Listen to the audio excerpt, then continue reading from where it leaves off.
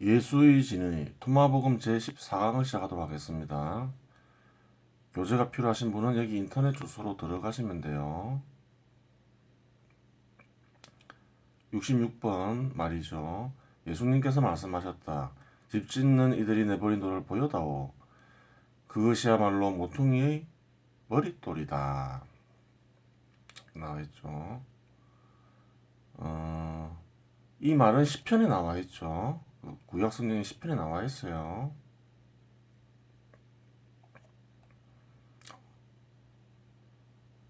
근데 한번 볼까요? 시편에 나와있는 말. 집 짓는 이들이 내버린 돌, 그 돌이 모퉁이의 돌이 되었네. 이는 주님께서 이루신 일 우리 눈에 놀랍기만 하네. 이렇게 돼 있죠. 이거 무슨 말인가요?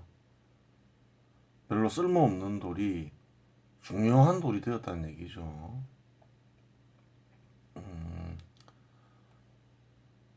혼인잔치를 한번 연결해서 생각해 볼 수 있죠. 혼인잔치에 초대받은 사람들이 가지 않으니까 아무나 부른다 했죠. 그거랑 연결해서 생각해 보면 돼요.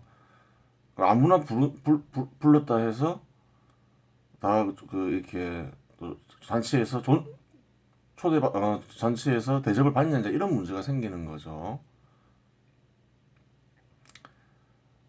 대접을 받는 이는 조건을 갖춘 이다 이렇게 연결도 할 수 있는 거죠.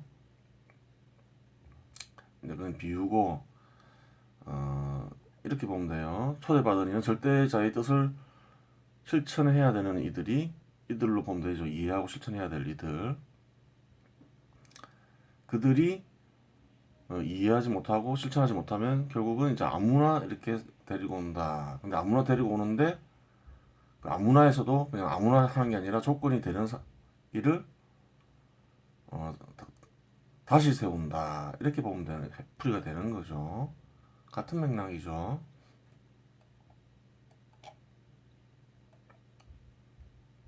혼인잔치나 이 말이 또 그 비판적인 말이 될 수 있는 거죠. 상대방이 있으면.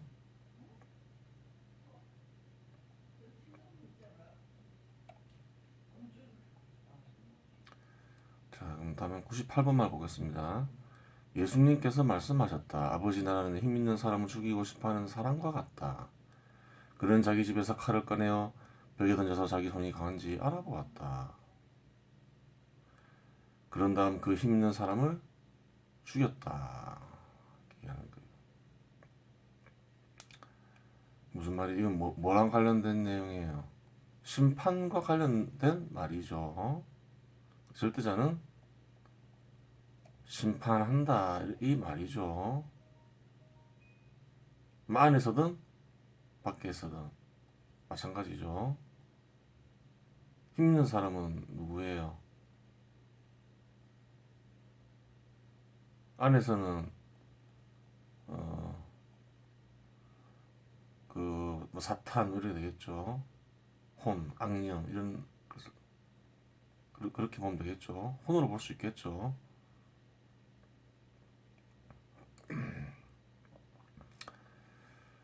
그리고 밖에서 뭐겠어요? 절대자의 뜻을 거스르는 사람들이 되겠죠. 뭐 죽이고 싶어한다 했죠. 그 마음속에서도 마찬가지예요. 나쁜 짓을 하려고 하면 어때요? 뭐 양심에 찔린다 이런 말이 있잖아요. 그게 이제 칼과 비슷한 비유가 나오죠. 뭐 같은 우리나라 말인데 대한민국 말인데 그래요. 찌르는 거예요, 자꾸.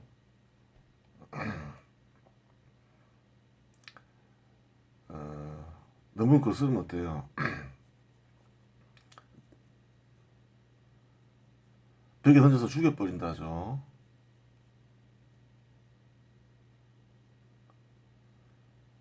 마음에서는 어때요? 밖에서도 마찬가지죠. 너무 거스르면 죽여버리죠. 뜻을 따를 때까지 죽이는 거예요. 일종의 저주라 볼 수 있어요. 공산주의 국가 멸망하는 거 보면 알죠. 베네수엘라나. 마음은 어때요? 마음도 마찬가지예요. 제대로 된 칼이 날라오면 어떻게 돼요?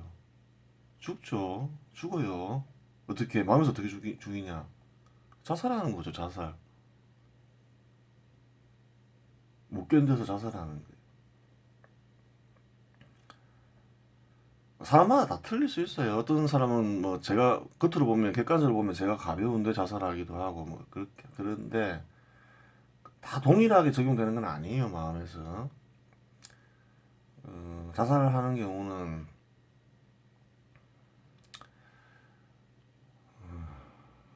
자기 사명을 다 못했기 때문에 그런 거죠. 그 각자 개인에게 주어진 그 고통, 괴로움을 못 견디는 거죠. 인간이 마음에서도 그런 일이 일어날 수 있어요.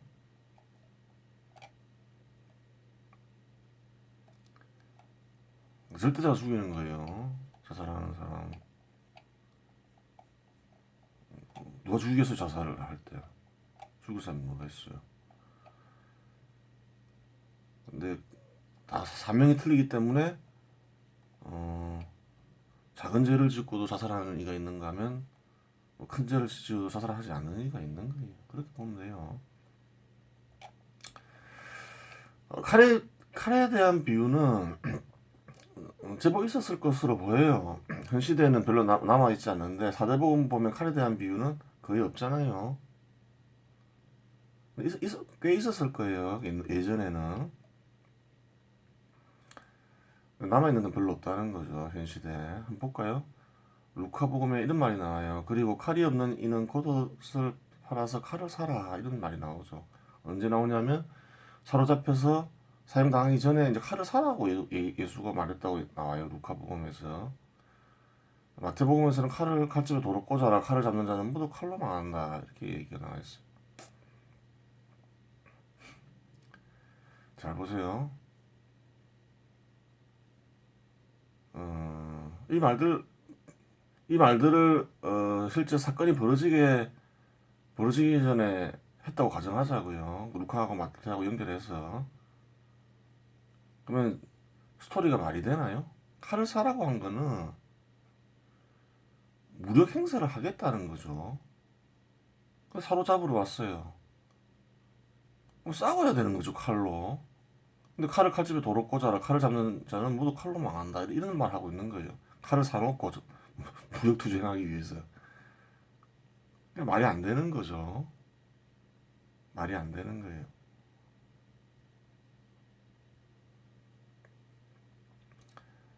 그럼 근데 이런 말이 왜 사로잡히기 전에 사로잡히기 전에 이 말하고 사로잡힐 때 이 말을 했느냐 이제 이런 부분이 있는 거죠. 실제로는 이제 이 비유로 표현된 말일 수 있어요. 비유로 표현했겠죠. 근데 어디에 넣어야 될지 모르니까 사로잡히기 전과 사로잡힌 후에 넣은 걸로 보면 돼요. 제가 얘기했지만 말들하고 아주 이제 예술 활동하던 시기에 쓰여진 글들이 아니다 보니까 수십 년이 흐른 뒤에 쓰여지다 보니까 말들 따로 스토리 따로 있다고 보면 돼요. 행적이 따로 있다 보면 돼요.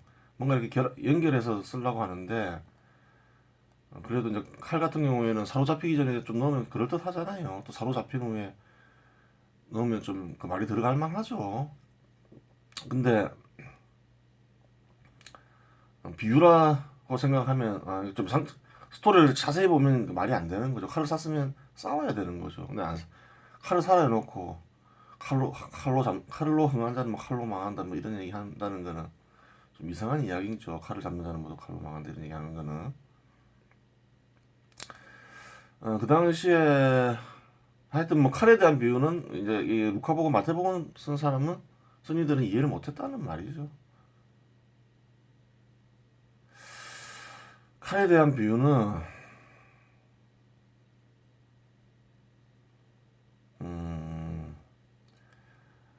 좀 제법 있었을 걸로 보여요. 그 바오로도 칼과 관련된 말을 해요. 그 당시 칼에 대한 비유가 많았다는 얘기죠.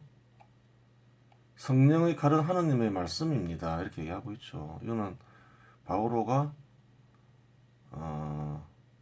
풀이한 걸로 보면 되죠. 칼도 많이 나오고 성령의 칼이라고 예수가 많은 비유를 남겼다 보면 되죠. 여러 가지 비유를. 그 비유 중에 하나가 98번이라고 보면 돼요. 토마복음에만 있는 거죠. 한개 나온 거죠. 성령의 칼은 하나님 말씀인데 바울가 풀이한 거예요. 바울도 뭐 높은 경지에 예수하고 비교하면 뭐 낮은 경지이지만 풀이를 했다는 거는 성령이 이제 드러났다는 거죠. 비유를 풀이하려면 비유를 풀이하는 거는 결국 그렇죠. 절대자가 드러나지 않고서는 안 되는 거죠. 바로도 드러났다고 보면 되는 거예요. 107번 말을 보겠습니다. 예수님께서 말씀하셨다. 하늘나라는 양병마리를 가진 목동과 같다. 그런데 그 가운데 큰 양 한 마리가 길을 잃었다. 그는 99마리를 그대로 놓아둔 채 나머지 한 마리를 찾을 때까지 찾으러 다녔다. 그리고 고생이 끝나자 그 양에게 나는 99마리보다 너를 더 아낀다고 하였다. 하고 말했다. 이렇게 얘기하고 있어요. 얘기했죠. 마음에서 늘 모든 인간을 구원하려고 하죠. 그거는 마음속에서 이렇게 영이 움직인다는 걸 보면 돼요. 선민작용이 있다는 걸 보면 되는 거예요. 선민작용이 있다는 걸 알 수 있는 방법을 말씀드렸죠. 그래요. 절대자는 포기하지 않아요. 하지만 뭐 하여튼 찾을 때까지 노력은 하죠. 설사 못 찾더라도. 그리고 고생이 끝나자 그 양에게 나는 99보다 너를 더 아낀다 하고 말하였다. 이거는 그럴 수 있어요. 99보다 너를 더 아끼다 이런 어떤 느낌이 들 수 있어요. 이게 이제 방탕하게 살다가 구원받았을 때. 근데 그거는 이제 절대자의 방편이라 보면 돼요. 진실은 아니에요.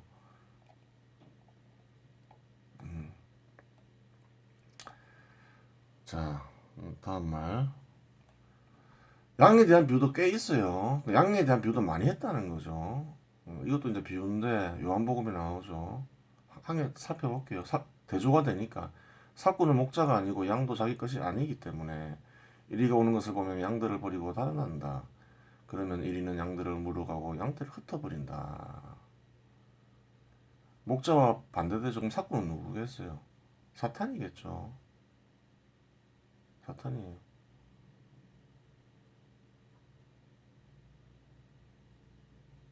이리가 오는 것을 보면 양들을 버리고 달아난다.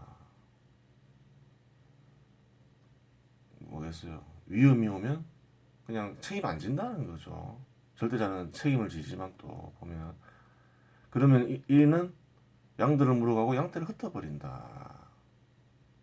그렇게 되는 거예요. 어떻게 되겠어요? 그러면 대조가 되죠. 실제 세상에서도 마찬가지죠.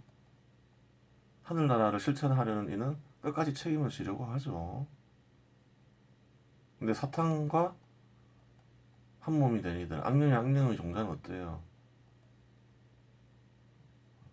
양들을 이용해서 악을 실현하려고 하는데 위기가 오면 도망치죠. 근데 자기 목숨 다 챙기죠. 사꾼은. 그렇게 보면 돼요.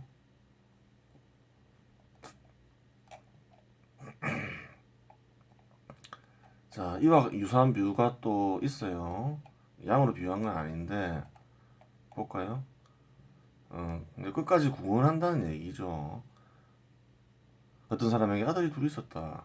그런데 작은 아들이 아버지 재산 가운데에서 저에게 돌아올 몫을 주십시오 하고 아버지에게 말하였다. 그래서 아버지는 아들들에게 가산을 나누어 주었다. 며칠 뒤에 작은 아들은 자기 것을 모두 챙겨서 먼 고장으로 떠났다. 그러고는 그곳에서 방종한 생활을 하며 자기 재산을 허비하였다. 재산은 뭐예요? 재산은 뭐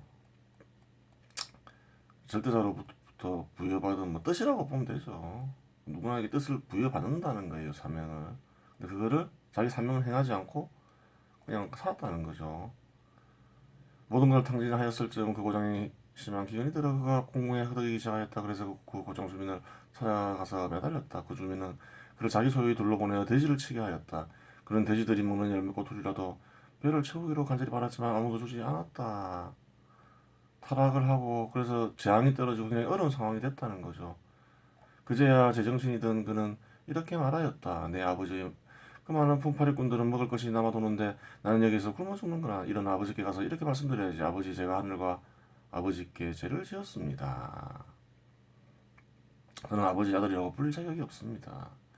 장하든 어떤 사람을 지금 얘기하는 거예요. 그냥 비유지만 밝혀놨죠. 절대자와 진리를 어긋나게 살았습니다. 이렇게 얘기하고 있는 거죠. 타락해서 살았습니다. 악하게 살았습니다. 이렇게 얘기하는 거죠. 저를 아버지의 품팔이꾼 가운데 하나로 삼아주십시오. 그래야 그는 일어나 아버지에게로 갔다. 그가 아직도 멀리 떨어져 있을 때 아버지가 그를 보고 가엾은 마음이 들었다. 그리고 달려가 아들의 몫을 껴안고 입을 맞췄다. 아들이 아버지에게 말하였다. 아버지, 제가 하늘과 아버지께 죄를 지었습니다. 저는 아버지 아들이라고 부를 자격이 없습니다. 그러나 아버지는 종들에게 이렀다. 어서 가장 좋은 옷을 가져다 입히고 손에 반지를 끼우고 발에 신발을 신겨 주어라. 그리고 살찐 송아지를 끌어다가 잡아다 먹고 즐기자. 나의 이 아들은 죽었다가 다시 살아났다고 났고 내가 잃었다가 도로 찾았다. 그래 그들은 즐거운 잔치를 벌이기 시작하였다. 다 받아준다는 거죠.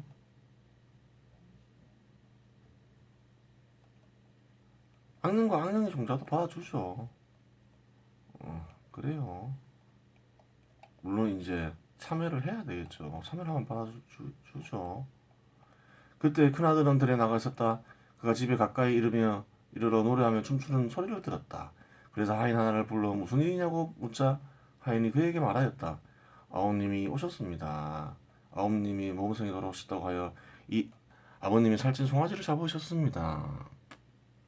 큰아들은 화가 나서 들어가려고도 하지 않았다. 그래서 아버지가 나와 그를 타르자 보십시오. 저는 여러 해 동안 종처럼 아버지를 섬기며 아버지의 명을 한 번도 어기지 않았습니다. 절대자의 뜻을 지키고 진리를 실천했다는 거죠. 이러한 저에게 아버지는 친구들과 즐기라고 염소 한 마리 주신 적이 없습니다. 그렇게 얘기하고 있는 거죠. 큰아들이 불만이죠. 그런데 창녀들과 어울려 아버지의 가산을 들어먹은 저 아들이 오니까 살찐 송아지를 잡아주시는군요. 그러자 아버지가 그에게 일렀다. 얘야, 너는 늘 나와 함께 있고 내 것이다, 내 것이다. 이렇게 얘기하고 있는 거죠. 너희 저 아우는 죽었다가 다시 살아났고 내가 잃었다가 되찾았다. 그러니 즐기고 기뻐해야 한다. 이렇게 얘기하고 있는 거예요. 숫자들 다 이러죠. 얘야, 너는 늘 나와 함께 있고 내 것이다, 내 것이다. 이렇게 얘기하고 있죠. 근데 양비에서는 어땠죠? 새로 찾은 양한테 새로 찾은 양은 작은 아들로 보면 되죠. 방탕한 아들, 절대자의 뜻을 지키지 않은 아들. 걔한테는 여기서는 나는 99보다 너를 더 아낀다 이렇게 얘기했다 하죠. 절대자가. 근데 여기서는 얘야 너는 늘 나와 함께 있고 내 것이 다 내 것이다 이렇게 하죠. 그러니까 어떻게 보면 99마리 양은 더 아낀다는 얘기죠. 그러면 좀 상반되죠. 그럼 무엇이 진실일까요? 그와 관련된 비유도 있어요. 절대자의 뜻을 따르겠다는 것은 결국 하늘나라에 참여하겠다는 거죠. 하늘나라에 참여하면 어떻게 돼? 어떻게 할까요? 한번 볼까요? 비유를 볼게요.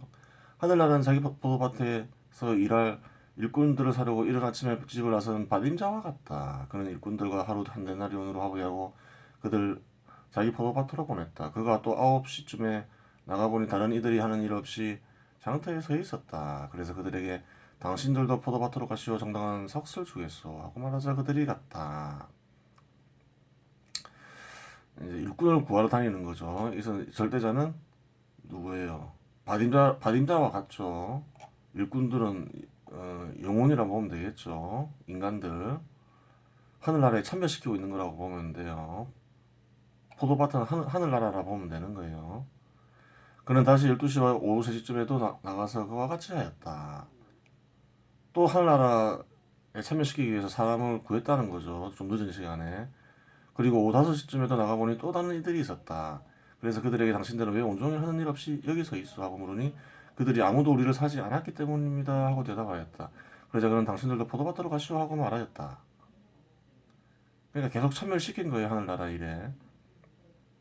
저녁 때 되자 포도밭 주인은 자기 관리인에게 말했다. 일꾼들을 불러 맨 나중에 온 이들부터 시작하여 맨 먼저 온 이들에게까지 품삯을 내주시오. 이렇게 했어요.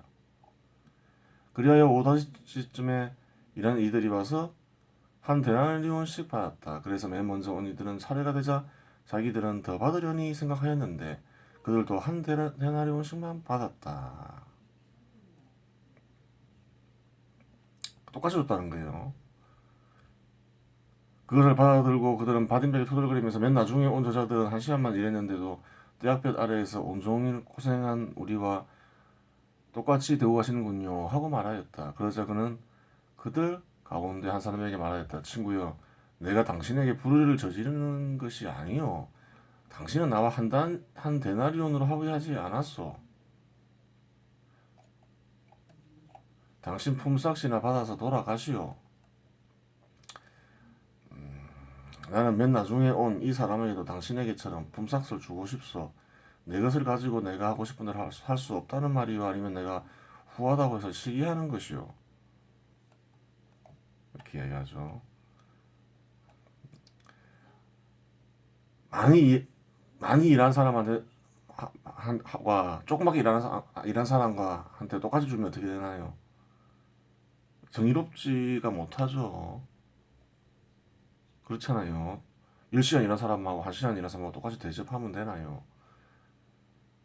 이건 또 뭐랑 상반되나요? 그 탤런트 비율랑 상반되죠. 탤런트에서 딱 평가를 하죠. 성과 잘 내는 이한테는 더 주고 못 내는 이한테는 덜 주고 그러죠. 또 그 말도 있잖아요. 가진 자는 더 받고 가지지 못한 자는 가진 것마저 빼앗길 것이다 이렇게 얘기했죠. 그 말하고 상반되죠. 그게 성과를 철저히 따지는데 여기서는 성과를 안 따지잖아요. 근데 그거는 대상이 달라서 그래요. 그건 하늘나라 키우는 문제고 이거는 하늘나라에 참여시키는 사람들에 관한 얘기인 거죠. 근데 사실 어, 좀 뜻을 정확하게 보지 못하는 사람들은 이게 헷갈려 버릴 수가 있는 거죠. 그러면 아무것도 풀이 못할 수가 있는 거죠. 이 얘기는 뭐냐면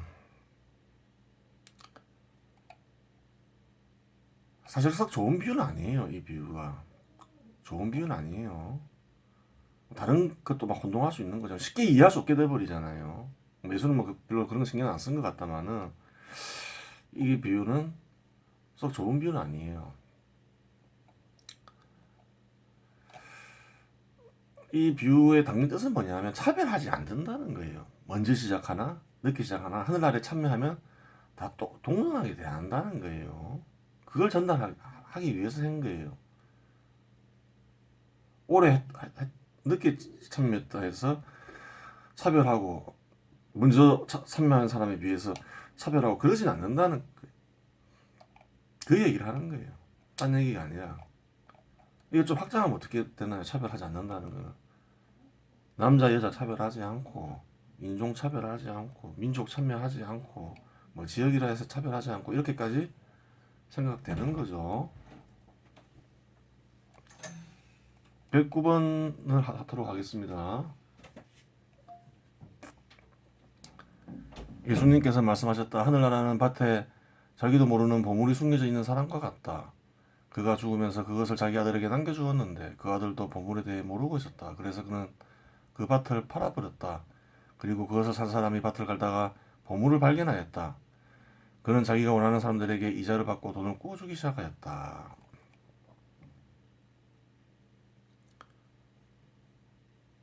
하늘나라는 절대자겠죠. 밭에 자기도 모르는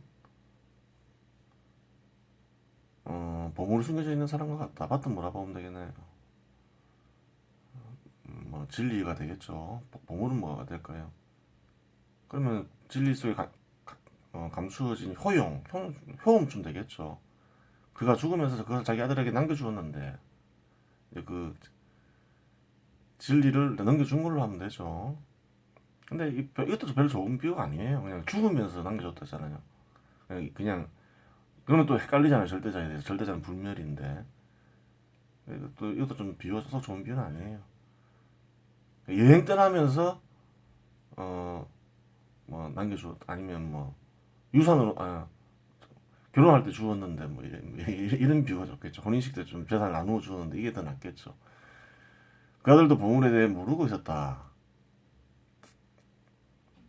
근데 보물은 뭐예요? 진리에 감추어진 효용을 모르고 있었다 이 말이에요. 그래서 그는 그 밭을 팔아버렸다. 자기가 이용하지 않고 그냥 남한테 맡겨버렸다는 거죠. 그리고 그걸 산 사람이 밭을 갈다가 보물을 발견하였다. 그는 자기가 원하는 사람들에게 이자를 받고 돈을 꾸어주기 시작하였다. 효험이 다른 사람을 누렸다는 거죠. 이건 뭐냐면 뜻을 전해받는 것과 그것을 이용하는 것은 약간 능력이 달라요. 조건이 되면 주지만 또 그 효험을 끌어내기 위해서는 또 그걸 끌어낼 수 있는 능력이 있어야 된다는 말이에요. 이번 시간 여기서 마치겠습니다.